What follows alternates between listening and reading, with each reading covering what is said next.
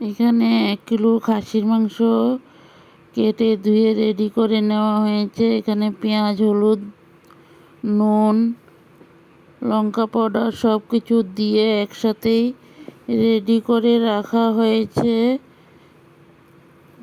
বড়োদেরকে প্রণাম আর ছোটোদেরকে অনেক অনেক ভালোবাসা দিয়ে আমি আজকের ভিডিওটা এখান থেকে শুরু করলাম। দেখো এখানে মাংসের জন্য আলু ভাজা রেডি হয়ে গেল। মাছ আর মাংস রান্না করব।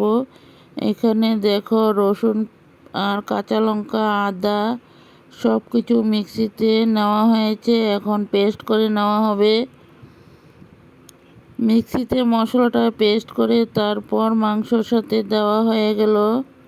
দেখো এখন মাংসটাকে সব কিছু মশলা দিয়ে ভালো করে ম্যারিনেট করে কিছু সময় রেখে দেব।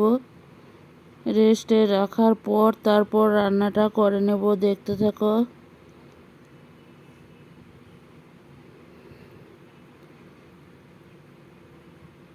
সব কিছু মশলা দিয়ে ভালো করে ম্যারিনেটটা করে নেওয়া হলো। সবাই সাথে থাকো, পাশে থাকো আর দেখতে থাকো। নতুন বন্ধু, পুরাতন বন্ধু সবাইকে অনেক অনেক ভালোবাসা। দেশ ও দেশের বাহিরে যে যেখান থেকে আমার ভিডিওগুলো দেখতে পাচ্ছ সবার জন্য অফুরন্ত ভালোবাসা। দেখো চিকেন মাংসটাকে ম্যারিনেট করে কিছু সময় রেস্টে রাখা হয়েছে। 30 মিনিটের মতো রেস্টে রাখা হয়েছে। এখন বসিয়ে দেওয়া হবে। দেখো এখানে মাংসের জন্য পেঁয়াজগুলো তেলের মধ্যে দেওয়া হয়েছে। পেঁয়াজগুলো লাল হয়ে যাক, তারপর ম্যারিনেট করা মাংসগুলোকে ঢেলে দেওয়া হবে।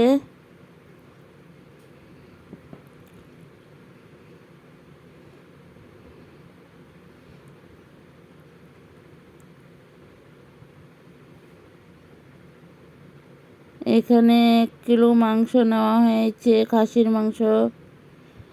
এখন মাংসগুলোকে ভালো করে কষিয়ে রান্না করা হবে।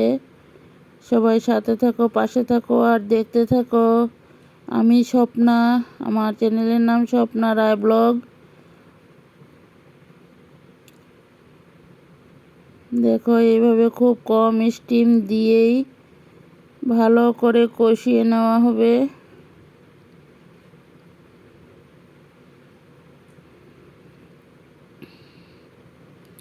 যতটা কম স্টিম দিয়ে ভালো করে কষানো হবে মাংসর টেস্টটাও কিন্তু দারুণ চলে আসবে। সবাই তো রান্না করতে জানো, আমি কিভাবে রান্নাটা করে নিলাম সেটাই তোমাদের কাছে তুলে ধরলাম।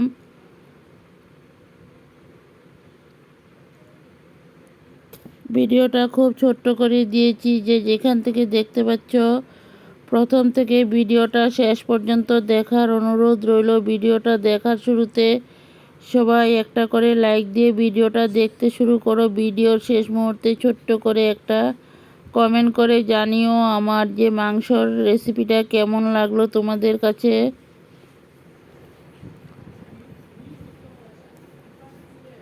এইভাবে ভালো করে আস্তে আস্তে কষাতে কষাতে জলটা শুকিয়ে নেব।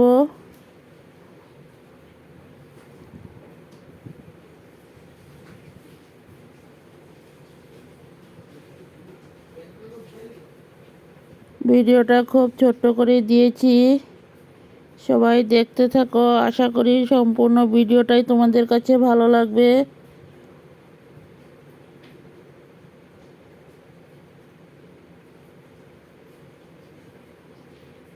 দেখো আস্তে আস্তে এইভাবে কষিয়ে নিলাম। ভালো করে কষিয়ে তারপর কুকারের মধ্যে ঢেলে দেওয়া হবে।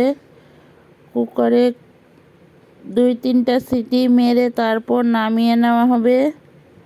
সবাই দেখতে থাকো। দেখো কষানোটা মোটামুটি রেডি হয়ে গেল। এখন প্রেসার কুকারে দেওয়া হবে।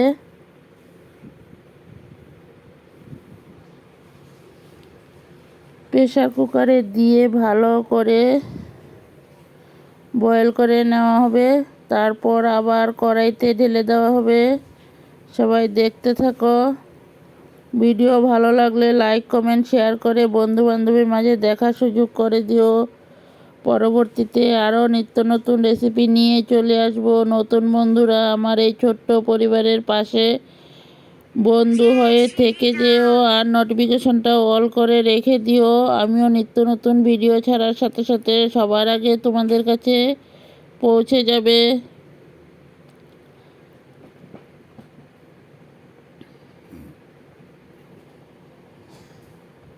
দেখো, এক সাইডে মাছের ঝোল রান্না করা হয়েছে আর এক সাইডে মটনটা বসানো হয়েছে প্রেসার কুকারে।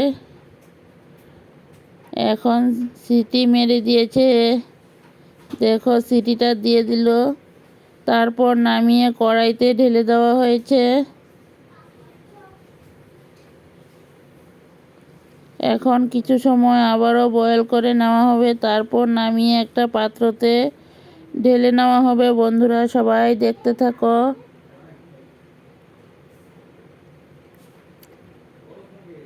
আশা করি সবার কাছেই ভালো লাগবে।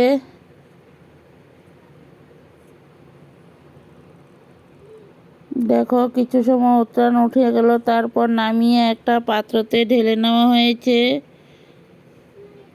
কেমন লাগলো সবাই কিন্তু একটু কমেন্টে জানিও। তোমাদের কমেন্টের অপেক্ষা রইলাম। পরবর্তীতে আবারও নিত্য নতুন রেসিপি নিয়ে চলে আসব।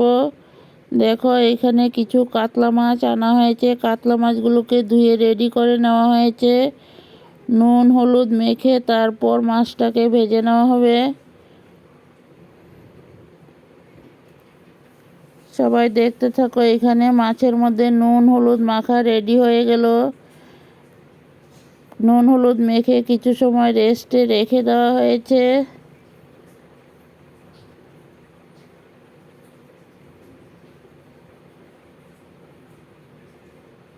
এইখানে কড়াই বসিয়ে দেওয়া হলো। এখন মাছগুলোকে ভেজে নেওয়া হবে। দেখো, এখানে মাছগুলো ভাজা বসিয়ে দেওয়া হয়েছে।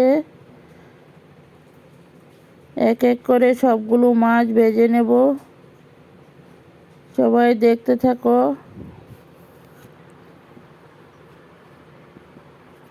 দেখো, পরপর মাছগুলো ভাজা রেডি হয়ে গেল।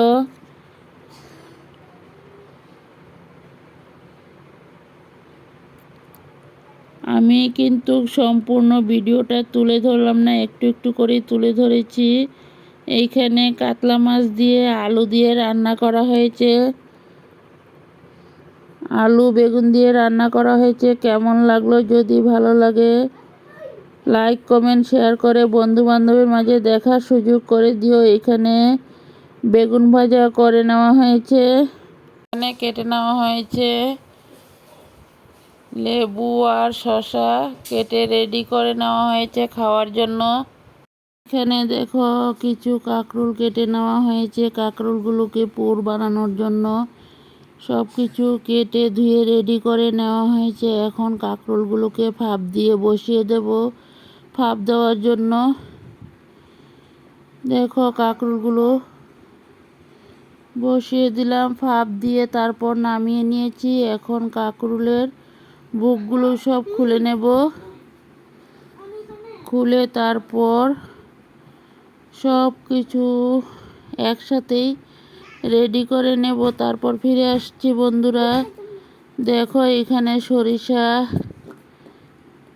কাঁচা লঙ্কা, পেঁয়াজ, রসুন সব কিছু একসাথে মিক্সিতে রেডি করে তারপর পেস্ট করে নেব। এখানে রসুন দিয়ে দিলাম, কিছু কিছু রসুন দেওয়া হয়েছে একসাথে। এখানে পেস্ট করে নেব। এখানে কড়াইতে পেঁয়াজ বসিয়ে দিলাম। পেঁয়াজগুলো লাল করে ভেজে নেই। পেঁয়াজগুলো লাল করে ভেজে নেওয়ার পর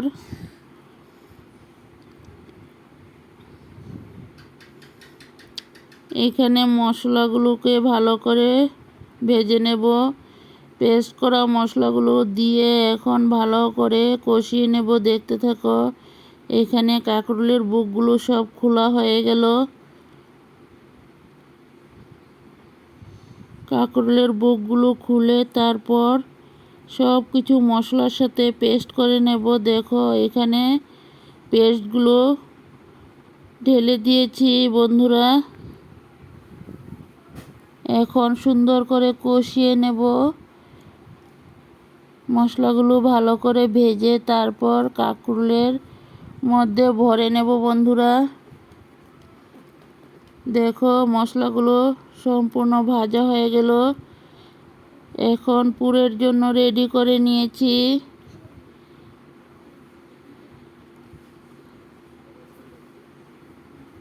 এখন পুরগুলো ভাজা বসিয়ে দেব। সব কিছু একসাথে রেডি করে নেওয়া হয়েছে। এখনই এক এক করে পুরগুলো ভাজা বসিয়ে দিলাম। পুরগুলো ভেজে নেই। এখন সুন্দর করে লাল লাল করে ভেজে নেব। দেখো পুরগুলো আমার ভাজা রেডি হয়ে গেল। এখন নামিয়ে একটা থালার মধ্যে উঠিয়ে নিয়েছি। আমার কাঁকরোলের পুরের রেসিপিটা কেমন লাগলো, যদি ভালো লাগে সবার মাঝে একটু দেখার সুযোগ করে দিও। পরবর্তীতে আবারও নিত্য নতুন রেসিপি নিয়ে চলে আসবো। সবাই এইভাবে সাথে থাকো, পাশে থাকো। সবার জন্য অনেক অনেক ভালোবাসা। Tata bye. সবাই ভালো থাকো, সুস্থ থাকো। সবার জন্য অনেক অনেক ভালো।